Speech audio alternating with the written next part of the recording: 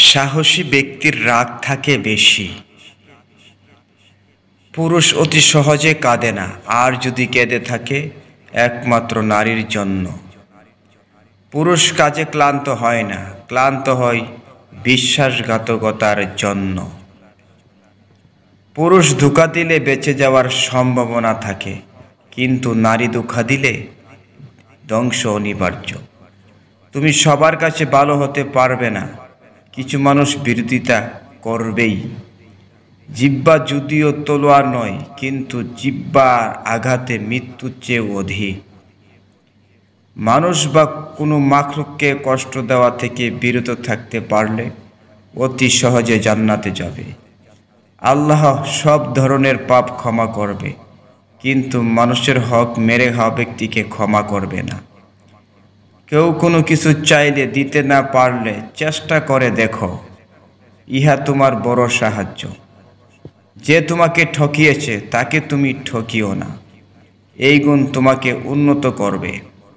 যখন দেখবে তোমার সমালোচনা করছে, তাতে দুঃখ করো না, এই মুহূর্তে ধৈর্য ধারণ তোমাকে সফলতা এনে দেবে। সম্পূর্ণ ভিডিওটির ব্যাখ্যা প্রথমে আলোচনা করেছি। যে ব্যক্তি রাগী তার মধ্যে সাহসী থাকে বেশি। যে বেশি রেগে যায় বুঝতে হবে তার একটা গুণ রয়েছে, সে সাহসিকতার সাথে যে কোনো কাজ সফল করা সম্ভব। তারপরে ধোঁকা, মানুষ একটা পুরুষ ধোঁকা সবচাইতে বেশি পেয়ে থাকে নারীর কাছ থেকে, যা ধ্বংসের অনিবার্য। একজন পুরুষ ধোঁকা দিলে সে বেঁচে যেতে পারে, কিন্তু নারী যখন ধোঁকা দেবে তাহলে আপনাকে ধ্বংস করে ছাড়বেই, কোনো না কোনো পক্ষে আপনাকে ধ্বংসে অনিবার্য।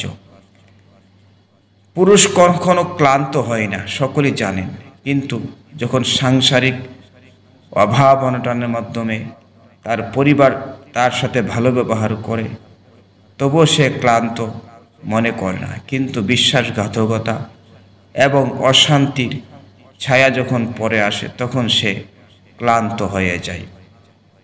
আপনার সমাজ আপনার দুষ্কৃতি মানুষ করবে, তাতে আপনি কখনো রাখবেন না, হতাশা হবেন না। আল্লাহ তাআলা সব কিছু ক্ষমা করবেন, সমস্ত অপরাধ ক্ষমা করবেন, কিন্তু মানুষের হক মেরে খেলে অথবা কোনো মাখলুকাতের হক নষ্ট করলে ইহা আল্লাহ ক্ষমা করবে না, যতক্ষণ পর্যন্ত আপনি ওই মাখলুক বা কোনো ব্যক্তির কাছ থেকে ক্ষমা না পাবেন। তাই সব সময় এই কাজগুলো আমরা দেখে শুনে করব, কারণ যদি এগুলো থেকে আমরা বাঁচতে পারি অবশ্যই পরকালে শান্তি পাব। ফলোয়ারের জন্য অনুরোধ করছি, সাবস্ক্রাইব।